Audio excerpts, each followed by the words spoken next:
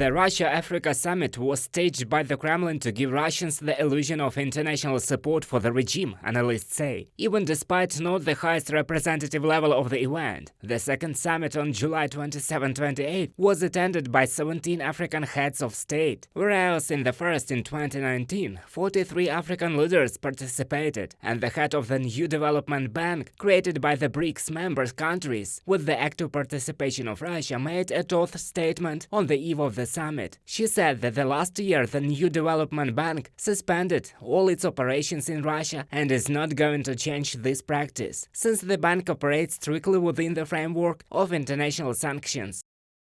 Any speculations concerning the discussion of new operations of the bank in Russia were unfounded. Dilma Rousseff, head of the new development bank, from a statement on the bank's website. Another super task of the Kremlin is to buy the loyalty of African states. Russia has forgiven African countries debts worth $23 billion, most of which appeared during Soviet times. Putin called the development of ties with African countries one of the constant priorities of the Russian Federation. It is very important for us to hold this forum. The comprehensive development of ties with African countries in politics, in the field of security, in the trade, economic and humanitarian spheres is one of the invariable priorities of the Russian foreign policy. Putin promised the leaders of some African countries to deliver tens of thousands of tons of Russian grain free of charge within a few months. In response, African leaders called on Russia to immediately unblock the grain corridor and ensure the security of supplies of Ukrainian agricultural products. An agreement must be possible to try to save thousands of people who are dependent on these imports. Africa's economic food security will be most at risk, especially since the continent is already badly affected by food price shocks caused by the interruption of its supplies. Apart from the typical diplomatic platitudes and promises of continued cooperation and development, Putin's rhetoric at the Russia-Africa Forum does not represent a major aberration in the Kremlin's policy towards the African continent. The reputation of Putin and the Russian government has likely suffered due to a number of recent factors: Russian exit from the Black Sea Grain Initiative and strikes on Ukrainian port infrastructure, from the report of the Institute for the Study of War.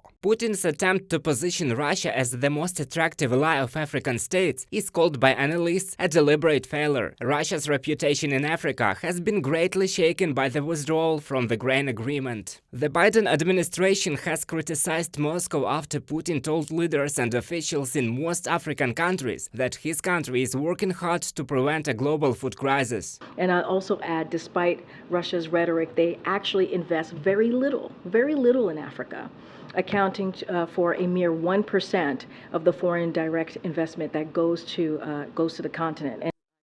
With its promises, the Kremlin seeks to recruit as many African countries as possible to its side by any means, analysts say. So far, the results that had been rather negative. A week before the summit in St. Petersburg, the South African authorities applied to the prosecutor's office for a warrant for Putin arrest. This means that in the event of a visit to South Africa, the president of Russia must be arrested there. Reported by Roman Smoler, Natalia Husak, UA TV News.